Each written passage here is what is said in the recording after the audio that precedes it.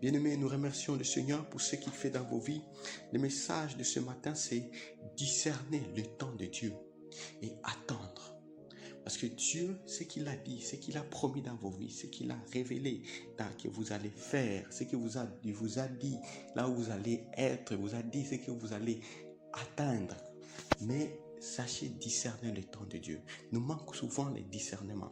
Et des fois, nous avons tendance à pouvoir nous conduire nous-mêmes, à pouvoir prendre nos propres initiatives sans pouvoir attendre le temps de Dieu.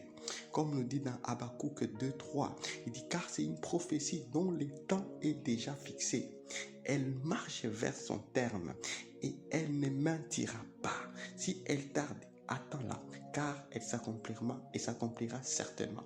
Donc, lorsque Dieu t'a dit quelque chose, lorsque Dieu a déjà révélé quelque chose, sache qu'il a déjà mis en place un mécanisme pour pouvoir cela s'accomplir.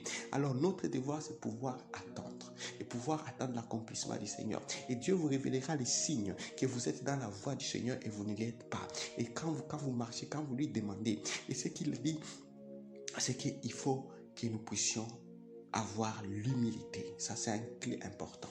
David, quand il a été un roi, il n'avait pas atteint le trône directement. Il a su attendre afin que le Seigneur puisse le préparer à pouvoir jouir la grâce, les promesses que Dieu a promis sur sa vie.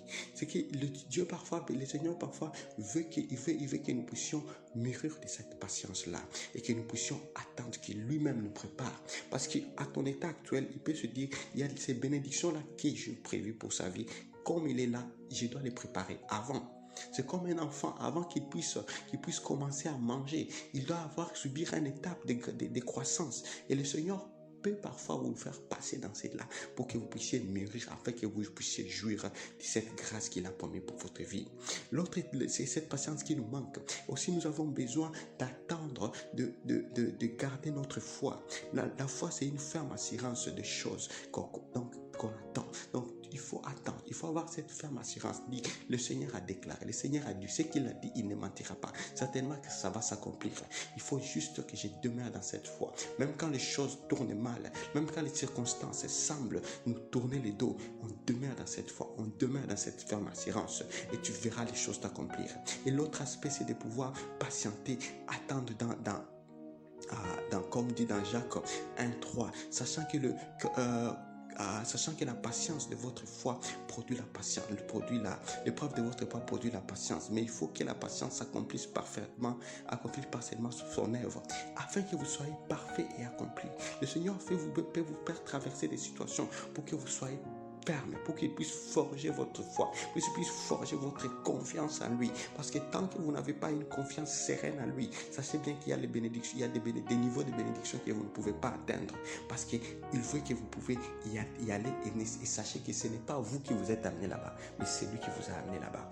Et aussi demeurez à votre poste, demeurez à votre attente. Attendez, tant que le Seigneur ne vous a pas dit de sortir, ne quittez pas. Tant que le Seigneur ne vous a pas dit d'agir quelqu'un ainsi, n'agissez pas. Et demeurez, dites comme Habakkuk 2:1. J'étais à mon poste et je me tenais sur la tour. J'ai veillé.